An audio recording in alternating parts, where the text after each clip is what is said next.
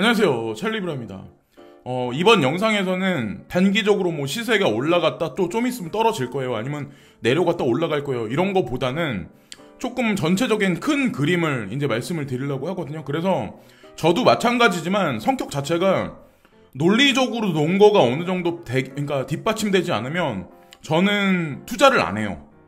그래서 사실 예전에 제가 여기 이제 금은을 버리고 이제 가상자산에 투자를 할 때도 사실 논리적으로 여러 가지를 따져보고 확률상 되게 높다라고 판단해서 투자를 진행했었거든요.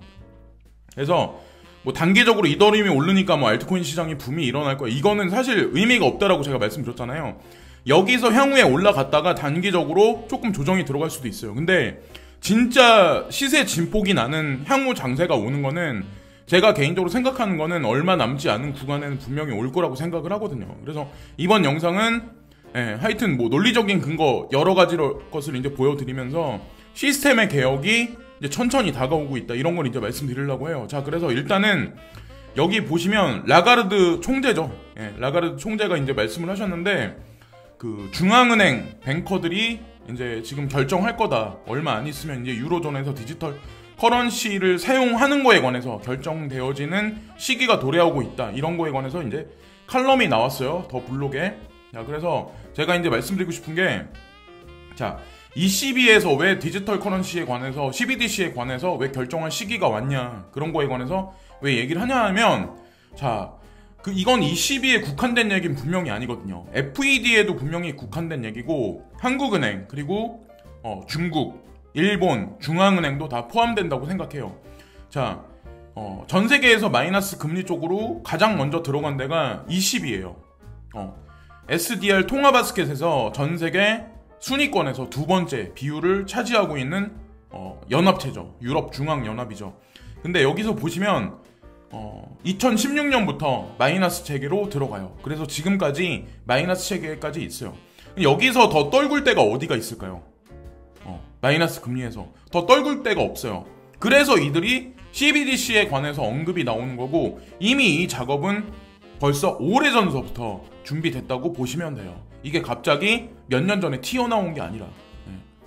자, ECB가 금리를 동결하고 팬데믹 채권의 매입 규모를 유지한다. 그래서 월 200억 유로 수준의 순자산 매입 프로그램 예정대로 지속한다. 자, 미국에서도 마찬가지예요. FED에서도 FOMC 회의를 주기적으로 개최를 하면서 금리를 동결한다, 금리를 내린다, 어느 순간 마이너스 금리가 된다, 그리고 자산 매입 프로그램을 지금 돌리면서 그들도 똑같이 ECB가 하는 거랑 똑같은 행태를 지금 하고 있어요. 우리나라도 아마 제가 알기로는 천천히 그렇게 진행되는 걸로 알고 있는데, ECB는 이날 독일 프랑크푸르트에서 통화정책 회의를 연 뒤 보도자료를 통해서 기준금리를 현행 0%를 유지하고 예금금리와 한계대출금리를 역시 각각 현행 마이너스 0.50%와 그리고 0.25%로 유지한다고 밝혔다. 여기 보시면 예금금리가 마이너스 0.50%예요. 우리나라는 아직까지 그러니까 그 이자를 주긴 하잖아요. 근데 마이너스 금리 쪽으로 이렇게 유럽처럼 쫓아간다.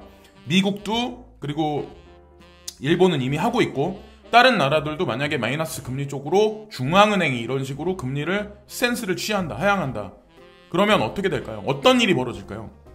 사람들은 은행에 돈을 저금을 안 할 거예요. 그죠? 이득도 없는데 뭐하러 거기다 돈을 내요? 그리고 내가 저금을 하면 오히려 보관료를 내야 돼요, 은행에다가. 우리 일생에, 저는 제 인생에 이런 날이 오리라고는 꿈에도 생각은 안 했었거든요. 그냥 몇 년 전에 유럽은 마이너스 금리구나, 그래서 돈을 보관하면, 그게 아마 호주에서도 그런 일이 아마 있었을 거예요, 예전에. 호주에서도 그렇거든요. 돈을 맡기면 어느 순간이 되면 내가 보관료를 줘야 되거든요, 거기다가. 근데 여기 보시면 마이너스 금리는 세계적인 추세가 될 것, 제가 이걸 적어놨는데, 은행 금리에 실망한 대중들은 정책 당국자의 양머리에 지금과 같이 주식시장과 가상자산 시장으로 몰려갈 수밖에 없다. 우리나라도 마찬가지야. 부동산 시장으로 막 사람들이 몰려갔었잖아요. 똑같은 일이 향후에 발생될 거라는 거죠. 여기서 주식시장과 가상자산 시장이 폭락할 거라시고 말씀하시는 분들도 있어요. 근데 저는 단계적인 조정이 들어가도 앞으로 지속적으로 거대한 상승이 지속적으로 일어날 거라고 생각을 하거든요. 네. 이 마이너스 금리 쪽으로 가면 시중 자금이 갈 데가 없어요. 국가에서 세금 뽑아 먹을 데가 없어요. 현물 경제도 지금 망해가고 있는데 국가에선 어디서 세금을 뽑아낼 수밖에 없을까요? 여기 왜 보세요. 왜 주식에 세금이 매겨지고 앞으로 뭐 3년인가 2년 후인가 제가 알기로 세금이 매겨지는 걸로 알고 있어요. 그리고 가상자산에 세금이 부과되기로 결정돼 있어요. 이미. 왜 여기에 세금이 부과될까? 이 시장이 폭락하고 대중이 떠나가기 시작하면 여기에서 세금을 국가에서 뽑아 먹을 수 있을까요? 없을까요? 이건 한국에 국한된 얘기가 아니에요. 네. 전 세계 중앙정부는 다 이런 스탠스를 취할 수밖에 없어요. 자, 그래서 이어 20위는 인플레이션이 목표를 향해 계속 나아갈 수 있도록 하기 위해서 모든 정책을 적절하게 조정할 준비가 돼 있다고 말했다. 인플레이션 목표를 향해 계속 나아간다. 이런 얘기가 나와 있잖아요. 제롬 파월 연준 의장도 그런 말씀하셨죠. 자넷 옐런 연준 의장도 예전에 그런 말씀하셨고 돈을 찍어내는데 통화 승수율이 점점 떨어진다. 돈이 돌지 않는다. 비대면이 가속화되고 물리적인 세상이 점점 하향 곡선을 치달으면 돈이 돌지 않는다. 돈이 돌지 않으면 인플레이션이 일어나지 않는다. 지금은 근데 인플레이션을 의도적으로 일어나게 지금 누군가가 지금 조작질을 하고 있어요. 인플레이션이 만약에 여기서 일어나지 않으면 돈은 휴지가 돼버려요. 예전에 그러니까 국가 경제를 뒷받침하고 어느 정도 경기 부양을 하려고 봤을 때 1조를 풀어도 되면 돈이 안 돌아가고 통화 승수율이 떨어지기 시작을 하면 2조가 필요하고 1년 후에는 10조가 필요하고 3년 후에는 20조가 필요하고 이렇게 될 수밖에 없거든요. 그래서 인플레이션을 일어나게 할 수밖에 없어요. 지금 현재 이 통화 시스템 자체가 달러라는 게 그래요. 제가 이제 예전에 2년 전에 뭐 달러가 결국에는 사라질 거다 이런 얘기 할 때는 저한테 이제 뭐 조선족이네 말도 안 된다 친중이네 이렇게 말씀하시는 분들이 되게 많았었어요. 근데 지금 와서 제가 이런 얘기를 하잖아요. 그럼 저한테 토다는 사람이 없어. 결론은 내 말이 맞았거든. 지금 현재 내 말대로 되고 있거든. 현재 상황이. 그래서 어떤 게 있냐면 뭐 미국도 마찬가지지만 예전에 긴급 재난지원금을 해서 사람들한테 돈을 $1,000씩 주고 막 이랬잖아요. 우리나라도 40만 원씩 줬어요. 근데 40만 원씩 각 가구에 줬다 해도 저는 어떤 생각이 있냐면 실제지만 40만 원 받고 예를 들어서 40만 원 받고 400만 원 나가는 거예요. 이번에도 마찬가지야. 누군가가 이 추경 예산으로 긴급 재난지원금 2차를 받으면 아마 세금을 더 내야 될 거예요. 거기다가 조금이라도 부동산이 평균 이상으로 가지고 계신 분들 그리고 연봉이 조금이라도 높이 책정되어 있으신 분들은 세금이 아마 기하급수적으로 엄청나게 많이 늘어날 거예요. 직장 다니면서 스트레스는 엄청나게 많이 받으면서 세금은 덤덤 올라가고 그럼 그 얘기는 뭘 뜻하냐면 직장 생활을 사실 알고 보면 개개인마다 생각하는 어떤 그런 게 틀리지만 저 같은 경우는 사회생활을 할 필요가 없다라고 어느 순간 그냥 판단을 내려버렸거든요. 세금은 계속 올라가는데 은행 통장에 쌓이는 돈은 점점 줄어들어.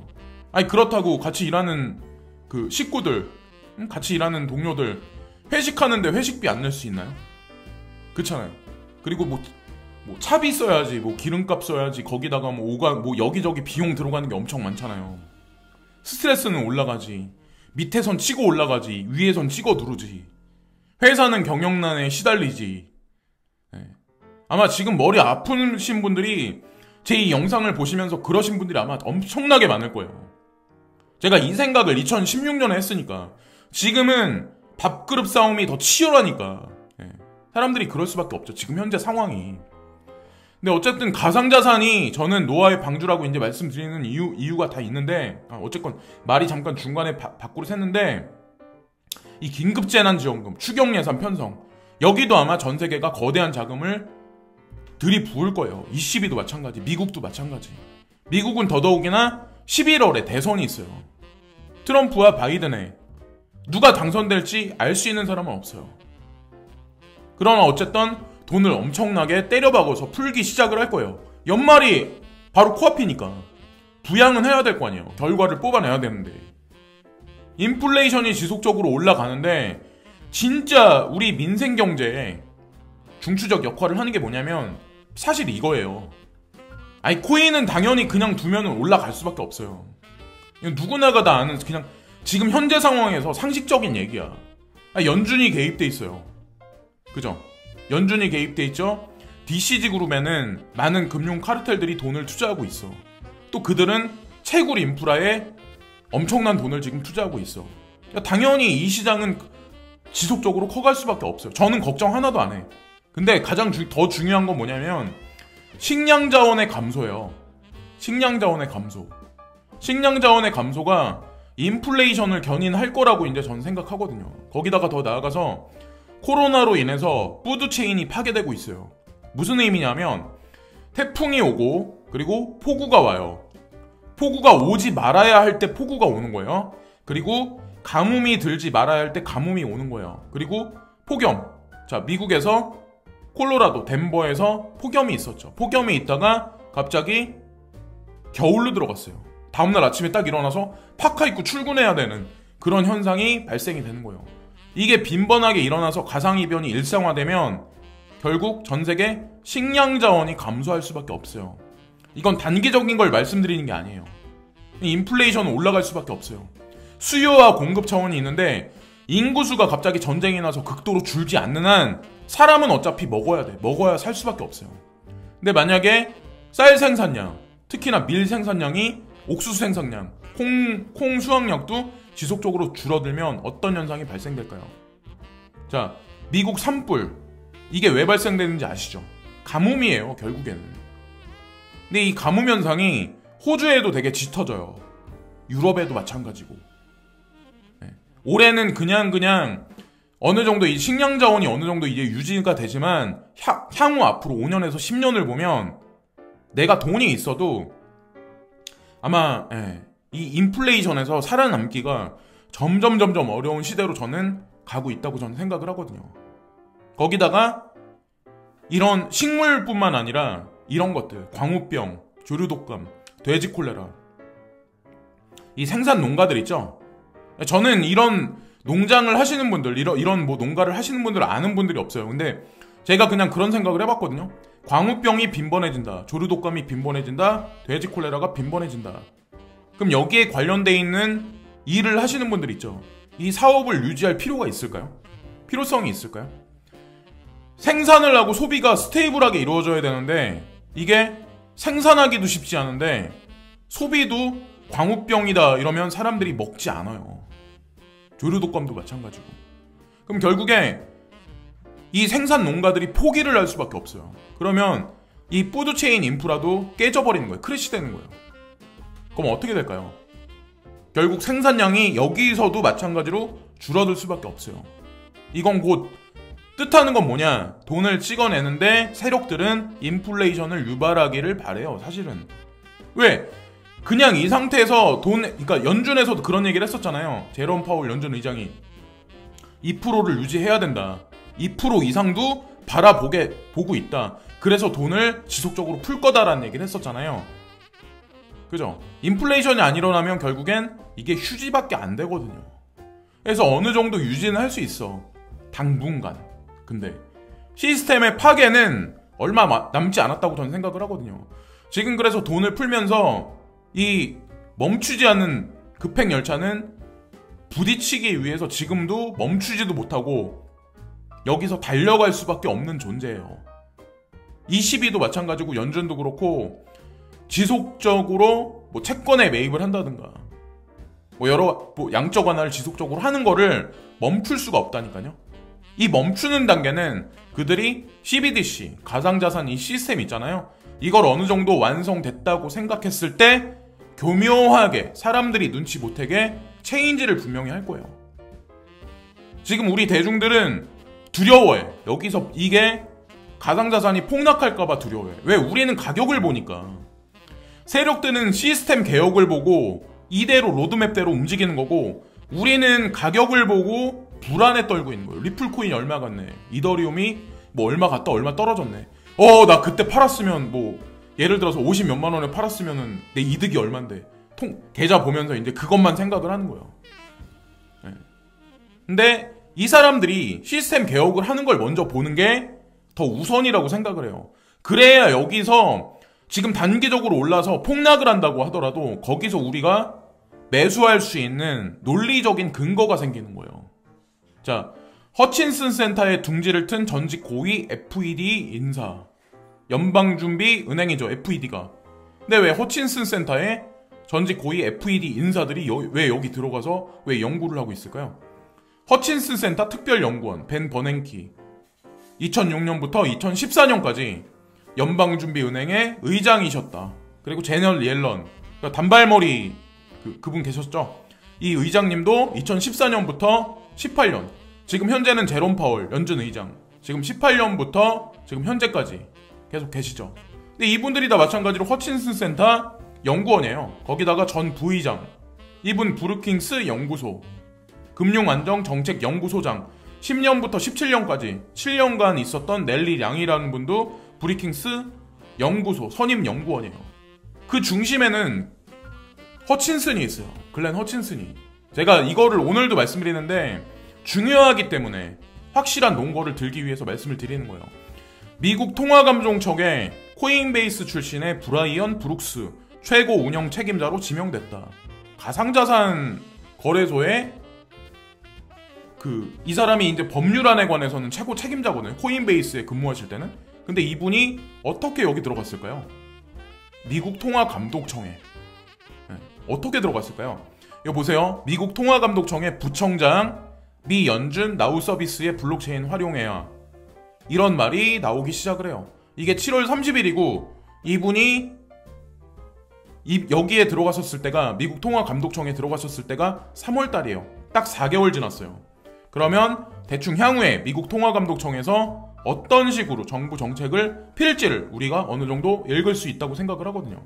근데 여기서 이제 중요해. 제가 글렌 허친슨 브루킹스 연구소를 왜 말씀을 드렸었냐면, OCC 미국 통화감독국의 브레이언 브룩스 부청장이 미국 주요 싱크탱크 브루킹스 연구소와의 토론에서, 자 여기 나오죠? 브루킹스 연구소의 토론에서 기존 결제 시스템보다 달러를 토큰화한 블록체인 기반 시스템이 훨씬 빠른 결제 속도를 낼 수 있다고 7월 29일 날 밝혔다.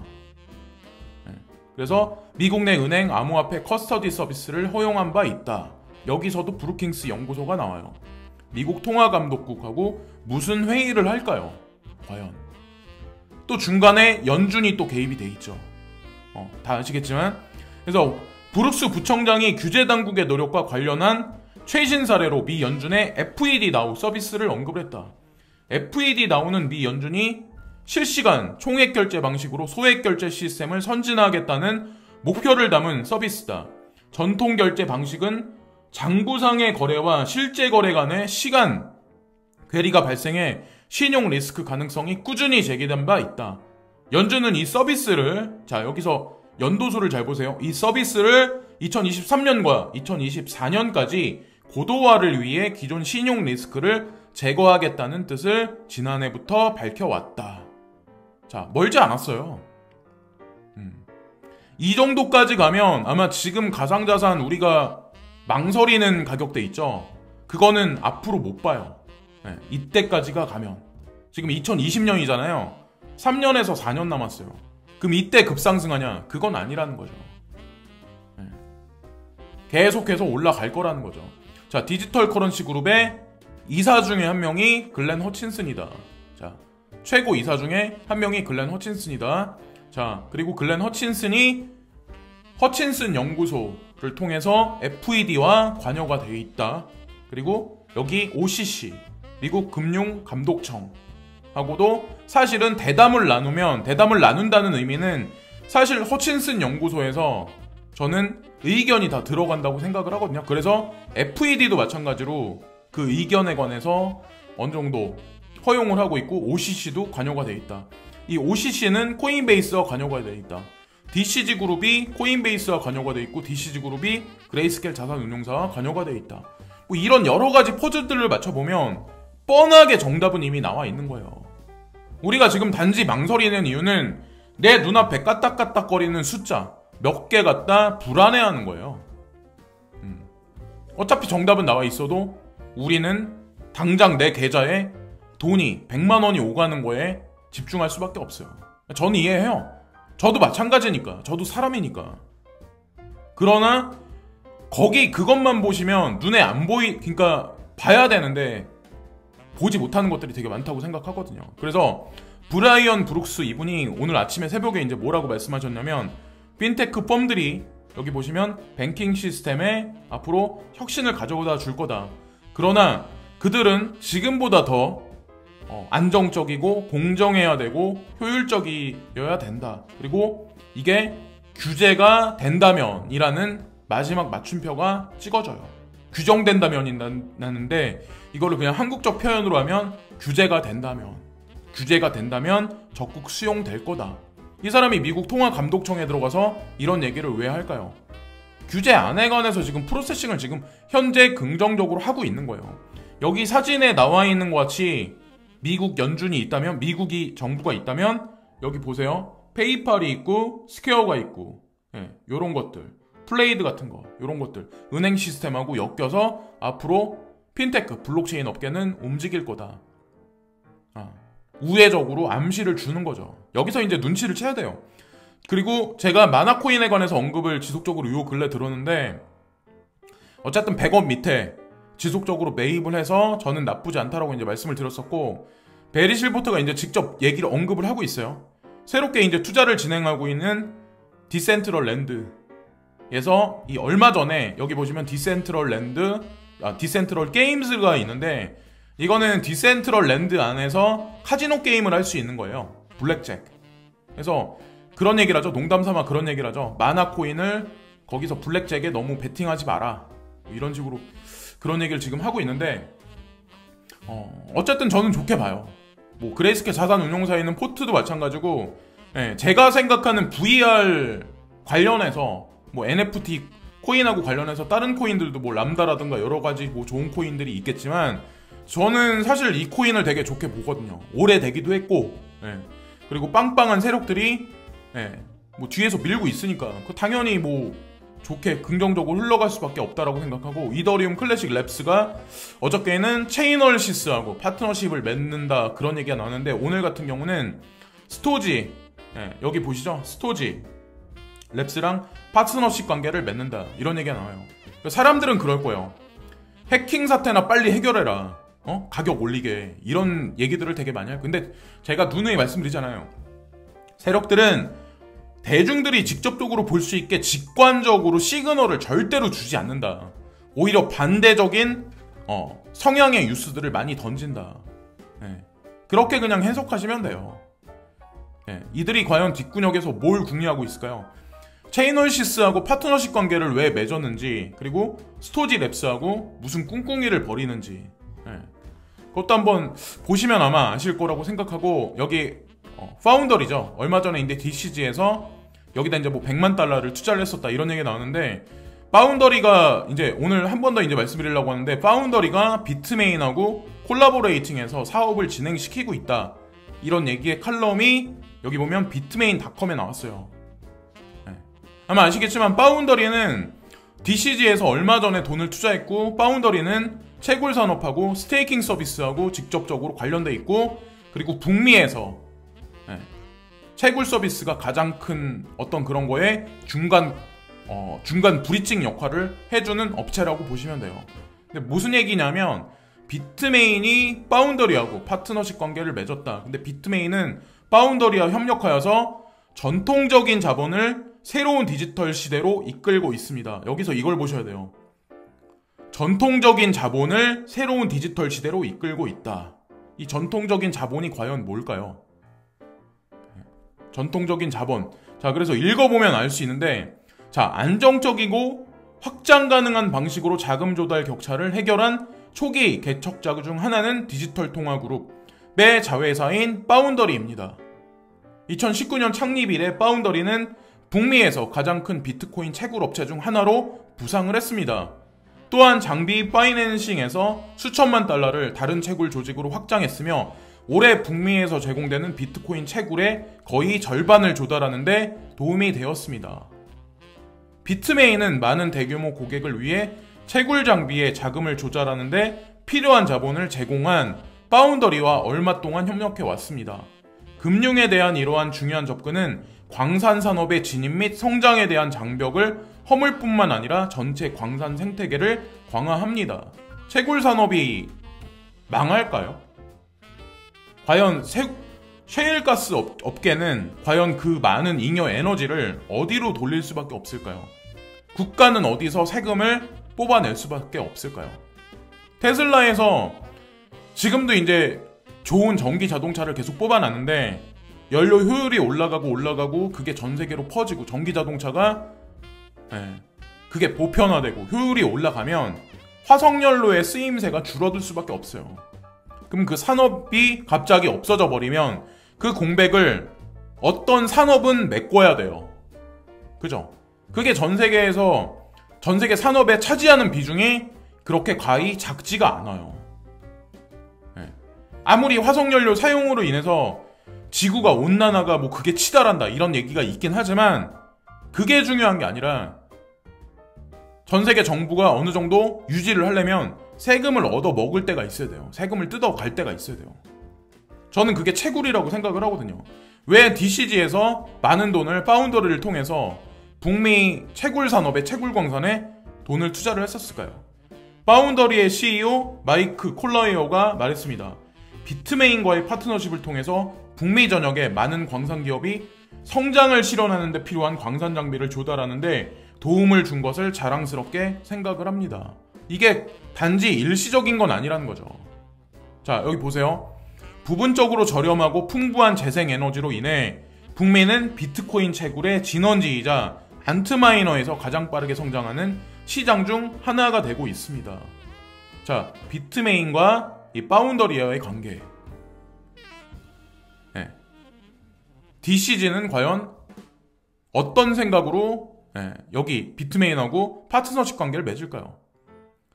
부분적으로 저렴하고 풍부한 재생에너지. 과연 이건 뭘까요? 어디서 나오는 에너지일까요? 그리고 왜 이들은 채굴 산업으로 이 에너지를 돌려서 인프라를 구축하고 있을까요? 이게 핵심 맥락이에요.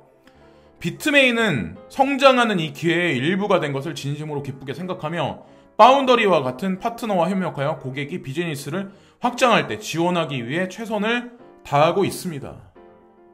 비트메인. 자, 그리고 코인베이스 프로가 이제 월요일날 보시면 14일날 월요일날 YFI USD 오더북을 열 거다. 그래서 새롭게 이제 상장을 시킬 거다. 그래서 요 근래 이제 코인베이스 프로에 많은 알트코인들이 지금 지속적으로 상장이 되고 있어요. 그래서 모르겠어요. 이번 주 주말까지 지금 올라서 이번 주 주말부터 살짝 조정에 들어가서 다음 주에 어떻게 될지 그걸 알 수 있는 사람은 아무도 없어요. 그리고 다음 주에 뭐 주식시장은 내마녀의 날도 있다며요. 미국 같은 경우. 한국 주식시장의 내마녀의 날은 끝났고 미국 주식시장의 내마녀의 날은 돌아오고 있고 그래서 거기에 매크로를 붙여서 가상자산 시장을 말씀하시는 분들도 있는데 글쎄요.